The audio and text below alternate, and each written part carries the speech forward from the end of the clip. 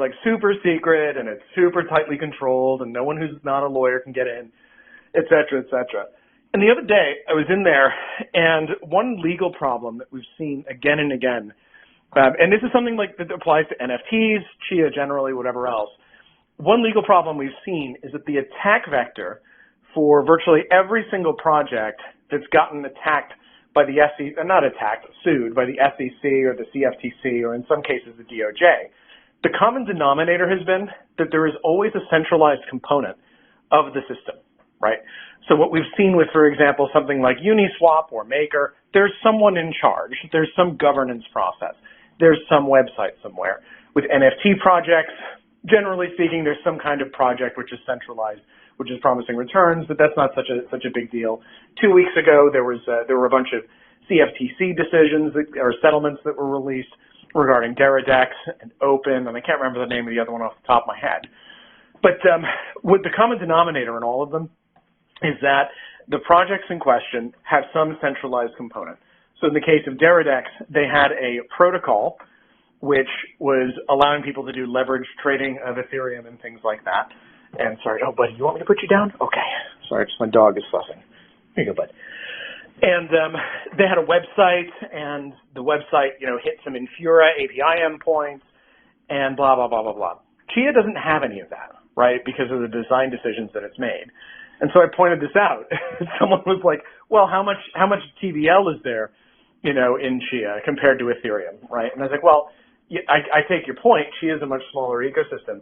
But the fact is the design decisions that have been made in that ecosystem are ones which people can launch, distributed applications, decentralized applications. They can do trading, they can do offer files, that sort of stuff, without having the centralized component, right? You can run a DEX on Reddit, right? You can run a DEX on Twitter if you've got something like Chia, which is running in the back end. So lately, we've seen, it was hard to understand that value prop 3 years ago, right? When everybody was making money hand over fist and everything was grand and dandy on Ethereum. Now, on the other hand, we're starting to see the value prop because anyone who built on Ethereum is like getting arrested or getting sued by the government.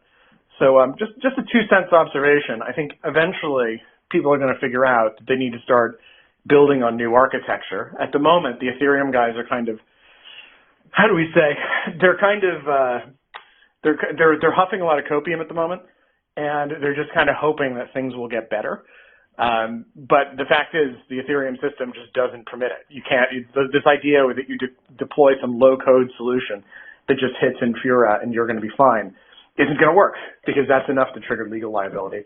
So it's going to be interesting to see what happens over the next year with stuff like Chia, because I think that the lawsuits have made it very, very obvious that the way that Ethereum is designed is just leaving people way too exposed.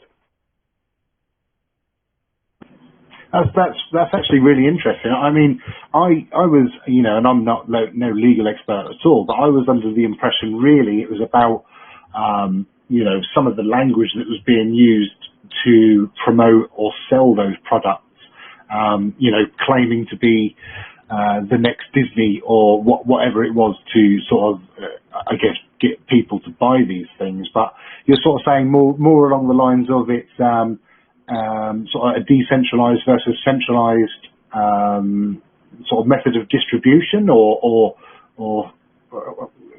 could you expand on that a little bit?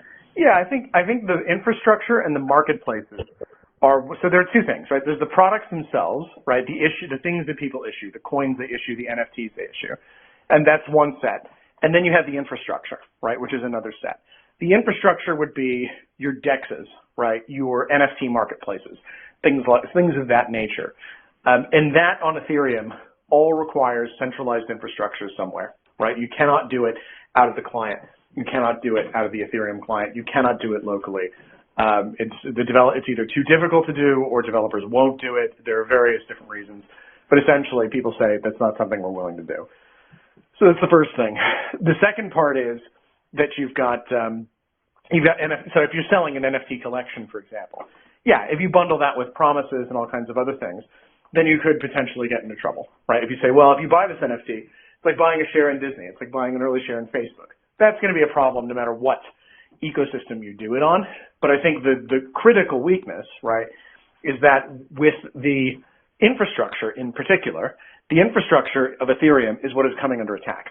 It's the critical infrastructure which is required that provides a value proposition for most everything that's done on the platform, being the exchanges, right, and the NFT trading platforms. And that's something where you have to decentralize it, a la Chia or Urbit, if you're going to avoid regulatory liability for it. So, and at the moment, that's just, we haven't seen Ethereum be able to answer that. So answer that challenge at least. So that's kind of my 2 cents. Obviously, if you're selling something and it's a security, that's going to be a problem whether you do it on Bitcoin, in ordinals, on Chia, on Ethereum, whatever. But that's not the big problem. The biggest problem is that the trading venues, the things which have made Ethereum valuable, are the things which are coming under regulatory attack, right, and will not survive regulatory attack at this rate. Yeah, so places like Blur and OpenSea, et cetera.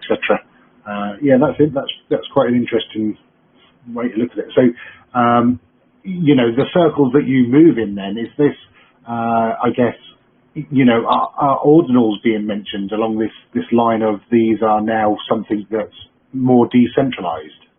Not really. Ordinals is too small for anyone really to have paid a whole lot of attention to it. It's an interesting curiosity, but I think it's a pretty small part of the NFT space generally. I think most of it, still 90% of it, is on Ethereum or EVM related chains. So it's not, and it's not functionally any different from NFTs anywhere else. An NFT, done in the same way via ordinals or via Ethereum or via Polygon or via Chia is going to be regulated in the same way. It depends on the manner of sale, right? So that's not really something that we're too concerned about at the moment. The thing that most people are most concerned about is the regulation of exchanges and decentralized exchanges in particular. Those are the 2 big question marks about what the future is going to hold. And so that's what most of the sort of energy in the legal space is being spent on at the moment. Well, there you go. You learn something every day. Yeah, let me pass it over to the floor. What's your opinions, guys? I was going to just say a fun fact. It's rare in the Chia space to have met someone in person, but I actually hung out with Preston at the BTC last year. We hung out at the whale party in the Chia mixer. It's been a while, but yeah, there's someone that's actually met me in real life there. Yeah, that was a lot of fun. I enjoyed that. That was a lot of fun. I enjoyed that. Yeah, that was a good time. And even still, meet someone in person, you still can't get Marmot coin, so don't feel bad, everyone. No, I agree. Like, Chia is the only place where we have true peer-to-peer offer files. And I think, Gene talks about how important those are too, but just the ability to, not need that middleman. No one controls it. Like, once you create an offer file and post it somewhere, like, anyone can take it. There's no taking back the offer file unless, you're saying your coins are invalidated. But, you just don't need that middleman, and it just works so seamlessly. Once both conditions are met, both people get paid at the same time, and that is true, peer-to-peer DeFi there. And it's unique. There's really nothing like it anywhere else. Which, was when they were talking about this years and years ago. To me, as a lawyer, right, I looked at that and I said, eventually, I've always been a skeptic about a lot of the claims that have been made about Bitcoin and Ethereum and other systems. And a couple of years ago, if you talk to lawyers, so in 2017, if you talk to lawyers in the space, there were generally 2 types of lawyer, right? There were lawyers who were over the age of 40 and or not working for cryptocurrency companies who said, one day, all this shit's going to be unregistered securities, and they're going to come after Coinbase and Binance and everybody else, which they're currently doing. And there's another set of lawyers who said, no, it's the crypto fuel, it's not a security, it's not regulated that way, and so it's all grand and dandy, and everything's fine, because there hasn't been any enforcement to date. And obviously one of those views is right and one of those views is wrong. The thing with offer files in particular is that there is no exchange, right, which is facilitating the transaction or which is soliciting the transaction or which is carrying out and executing the transaction.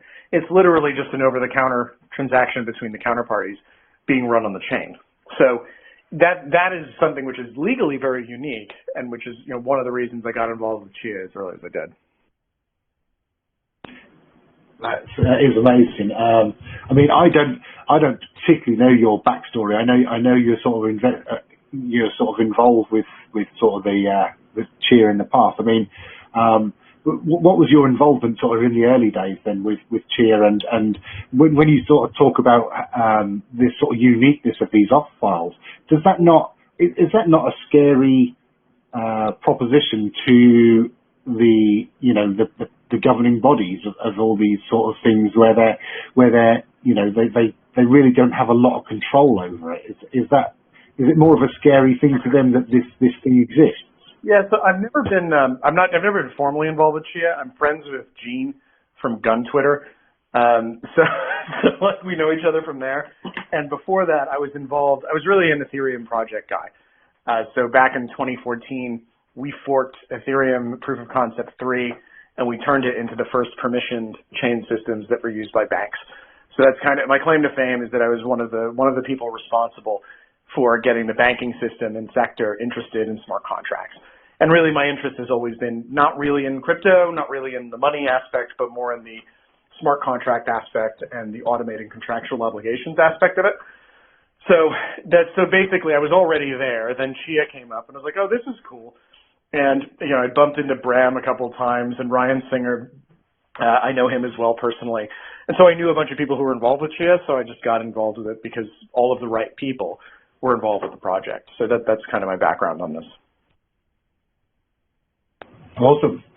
And so from sort of the legal side of things then, like I sort of mentioned just a second ago, that is it something that is a worry to these governing bodies or the SEC, or from a legal point of view, is there anything that can be done about it? Sort of offer files and the way that people can trade peer to peer. They don't know anything about it. I'm pretty confident about that. I think it's too early. Basically, anything in crypto has to hit a certain scale before a regulator cares about it. After which point,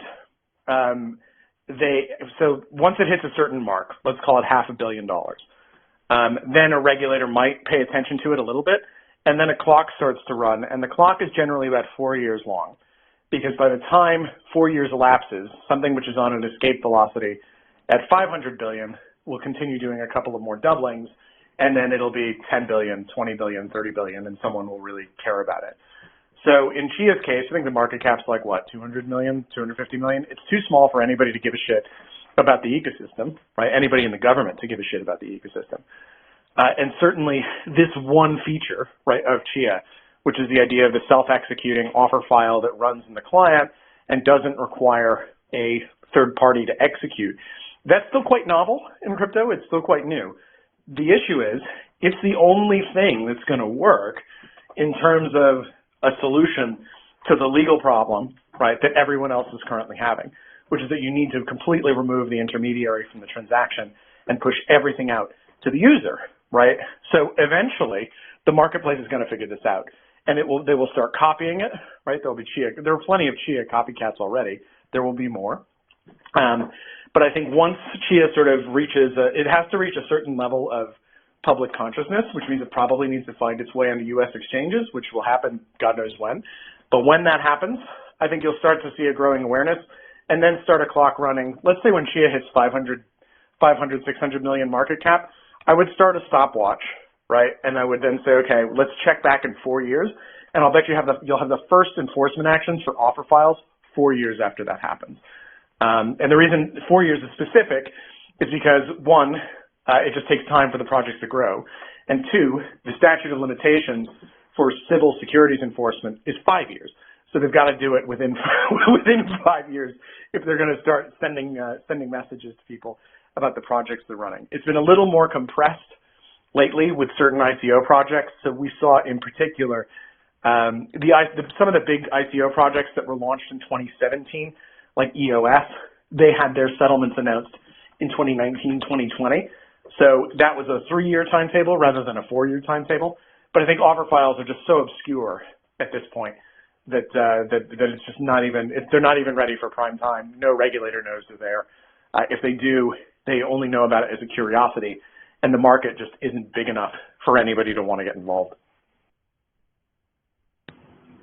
Yeah. No, yeah, I understand that fully, yeah. And it's very early days, but yeah, it's going to be interesting to see. I'm just thinking future, how people or how these agencies are going to, want to be able to control it. They're going to have a really big problem, because fundamentally the action of publishing source code and even publishing binaries for a software client, which is really the only thing that's being done there, that's protected by the First Amendment, right? Bernstein versus United States. So if they want to turn around and say, well, actually, you're not allowed to publish software anymore that does this, that would be a real stretch for them. I wouldn't put it past them, but it'd be a real stretch for the government to do that. It'd be very hard to enforce because, let's say your Chia network, you release an open source client. Let's say someone else has an open source client too that hooks into the Chia blockchain and has all the same functionality, but it's their own take on it.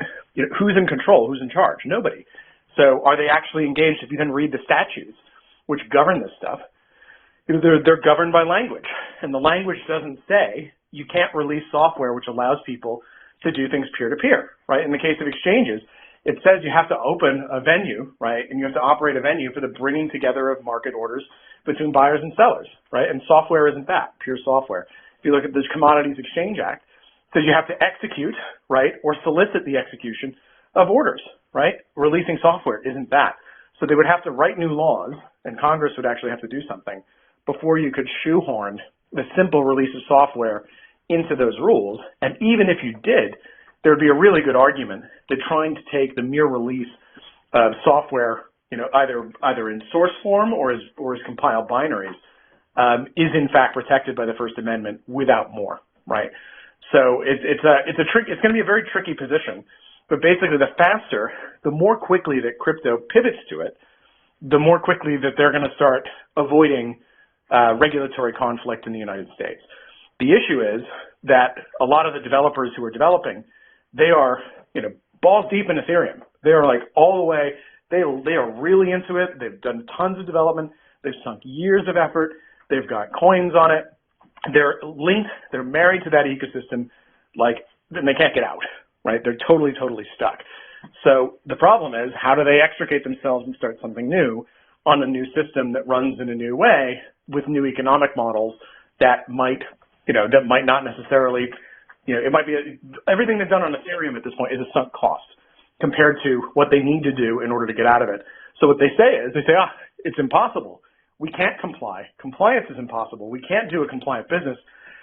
We'll just have to, we'll have to block the United States and, use block VPNs and, hope that the rest of the world can use the platform and eventually the U.S. will come to its senses. And they sit back and wait and just kind of cross their fingers and pray that things get better. And I just don't think that's a viable option long term. Yeah, I agree. I mean, even from, the small world of NFTs, it is the people that are invested in NFTs can't do anything. They can't move. They can't do anything because they are so heavily invested, not only financially, but, the last sort of 5 years or so has gone solely into building Solidity contracts and building on top of Ethereum. So I think, Chia itself is probably not going to be really seen for another few years to be, even on the NFT front, as some sort of competitor to what Ethereum are doing. So, it's going to be interesting. And I wonder if because of potentially the legal ramifications of what's happening on Ethereum that you've just been talking about, whether that's going to speed up the process of people looking at alternative, blockchains and the way that Chia are doing things and probably the way that ordinals are doing things. And, it's fascinating stuff. And it's something that certainly I don't particularly overly think about, at this stage. But it's fascinating stuff that these things are, it's a time bomb sort of, like you say, you were talking about this in 2017 or whatever, and it's a time bomb sort of waiting to happen, and it takes a little bit of time. What do you think, Darryl? Yeah, it just reminds me of one of the first restrictions that is coming to Chia, that was announced at the Dev Roundtable is credential restricted cat tokens, where, you know, theoretically you could have credential restricted offer files too. Then it's kind of the stepping stone for secure token offerings, where you can only, you know, accept an offer or hold these tokens, like receive them, if you have a specific verifiable credential in your wallet. You know, like say you're an accredited investor and you have this credential from, you know, whatever org they determine is the signing authority, but unless you have that VC, you can't accept the offer and you can't hold that credential restricted cat token. So we're starting to see the very first signs of enforcement availability or restriction coming to cats and offer files already. Just announced kind of this past week. Yeah, definitely. I think you know, you could do that from any point of view, and you know, have a monkey do verified credential for whatever particular reason. But like you say, if suddenly the United States you know, really threw its sort of toys out the pram and completely banned crypto, you know,